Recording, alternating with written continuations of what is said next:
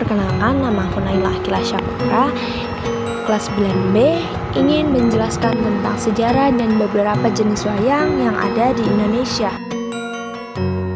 Di balik sebuah kelir putih yang diterangi cahaya lampu minyak, tampak bayang-bayang menari.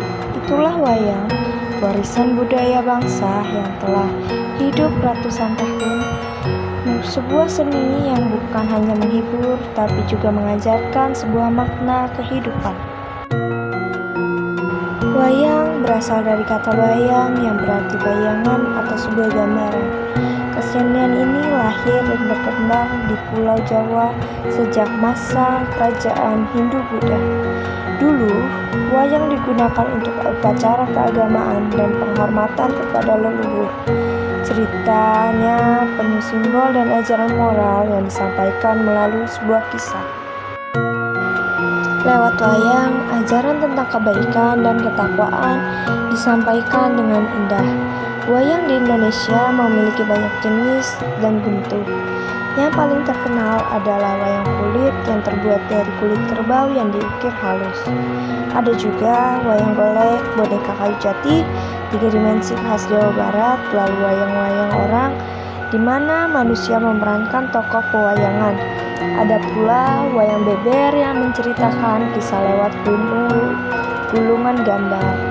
Setiap jenis wayang punya keunikan dan makna tersendiri. Cerita wayang banyak diambil dari kisah Mahabharata dan Ramayana.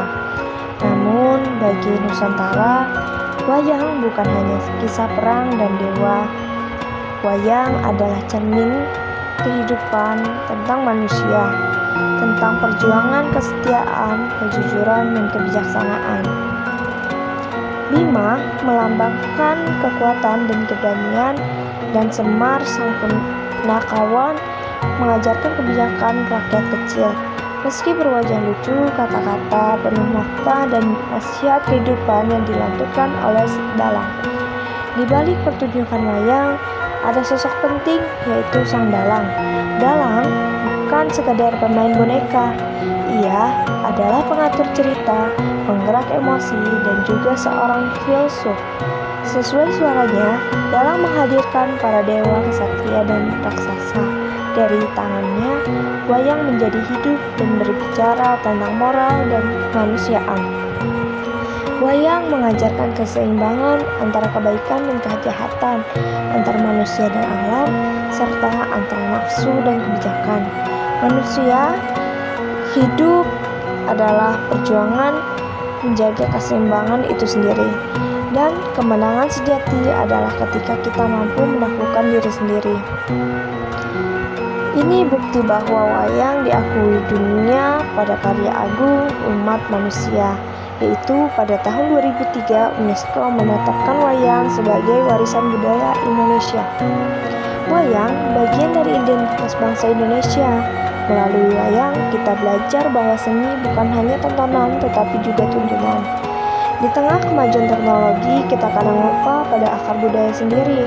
Namun, selama masih ada yang mau mendengar gamelan dan menatap bayangan di balik kelir, maka wayang tidak akan pernah mati.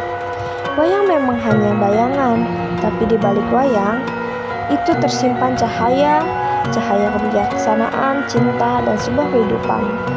Mari kita jaga dan melestarikan wayang agar generasi setelah kita tahu siapa dirinya dan dari mana asalnya. Wayang adalah kita, warisan leluhur yang tak pernah ternilai harganya.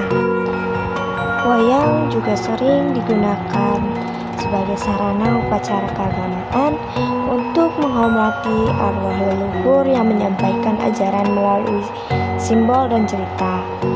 Seiring waktu, kesenian wayang terus berkembang ketika Islam datang ke Nusantara.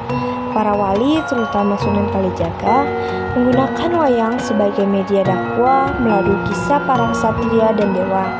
Ajaran kebaikan dan ketakwaan disampaikan dengan cara yang indah dan mudah dipahami oleh rakyat.